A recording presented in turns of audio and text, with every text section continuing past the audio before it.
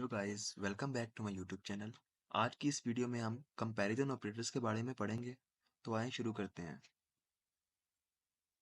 Comparison operators दो variables को आपस में कंपेयर करते हैं और हमें रिटर्न में एक वैल्यू देते हैं।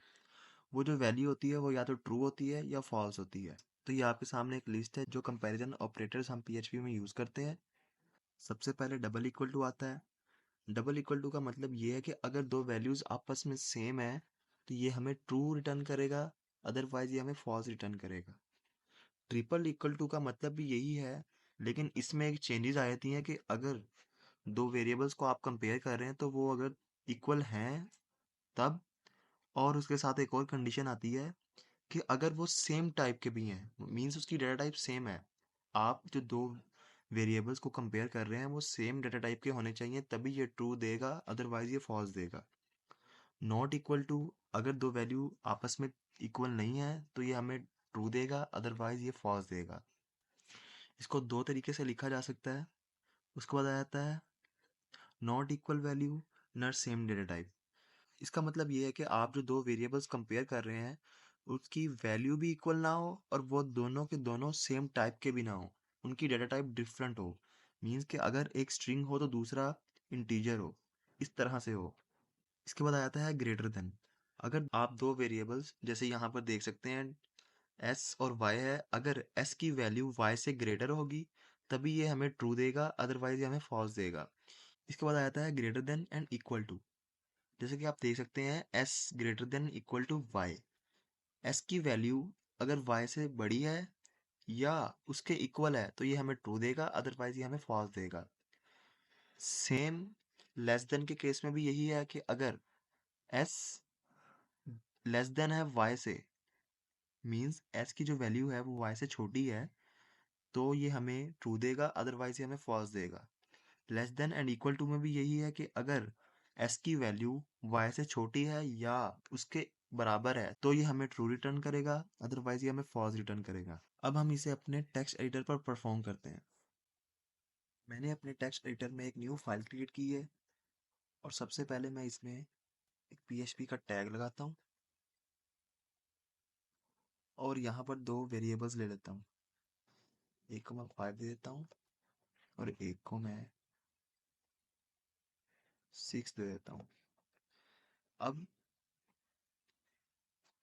हम सबसे पहले अपने डबल इक्वल टू के ऑपरेटर को यूज करते हैं और यहाँ पर मैं इको कर देता हूँ,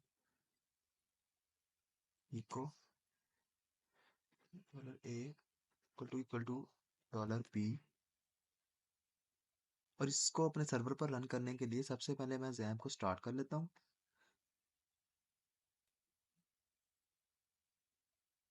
और उसके बाद अपने ब्राउज़र पे आता हूँ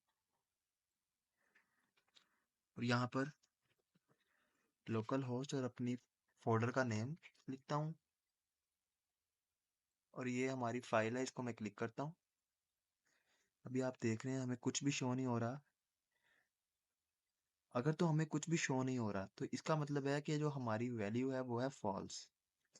अब मैं इसको 5 करके दिखाता हूँ और कोई रिफ्रेश करता हूँ। ये अब आप देख सकते हैं हमें 1 रिटर्न हो रहा है। पीएचपी में 1 का मतलब ट्रू होता है। उसके बाद हम ट्रिपल इक्वल टू को अप्लाई करते हैं। इसको सेव करके मैं यहाँ पर रिफ्रेश करता हूँ तो अभी आप देख सकते हैं हमें 1 शो हो रहा है। अब इसमें और डबल इक्वल टू में मैं आपको एक डिफरेंस समझाता हूँ। अगर मैं यहाँ पर 5 इंटीजर की जगह एक स्ट्रिंग वैल्यू में डाल दूँ और यहाँ पर मैं इसको सेव करके यहाँ पर रिफ्रेश करके आपको दिखाता हूँ, तो अभी आप देख सकते हैं यहाँ पे हमें फॉल्स शो हो रहा है। लेकिन अगर मैं इसे डबल इक्वल टू के साथ करूँ तो ये हमें ट्रू देगा, ये आप देख सकते हैं।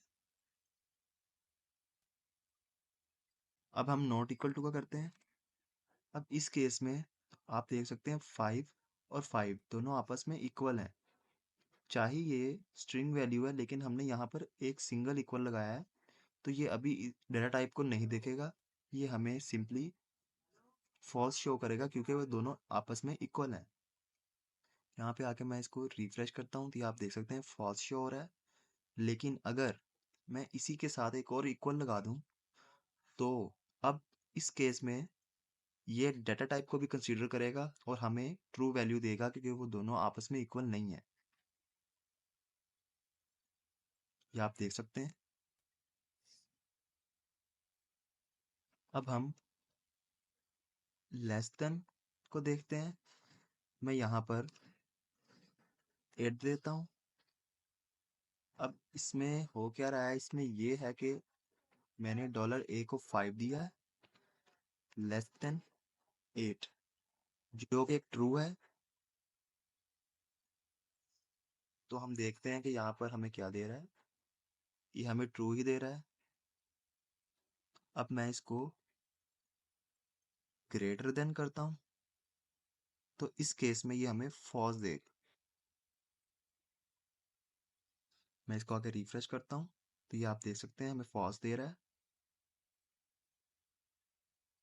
सेम अगर मैं इक्वल कर लूँ तब भी ये हमें फॉल्स देगा। मैं यहाँ पर 5 करके दिखाता हूँ, ये हमें ट्रू दे रहा है क्योंकि वो उसके इक्वल है। मैं अगर इसको लेस देन भी करूँ ये तब भी हमें ट्रू देगा कि अभी भी हमने इक्वल टू का साइन लगाया हुआ है। लेकिन अगर मैं यहाँ से इक्वल टू का साइन हटा लेता हूँ तो ये हमें फॉल्स शो करेगा। ये आप देख सकते हैं कि हमें फॉल्स शो कर रहा है।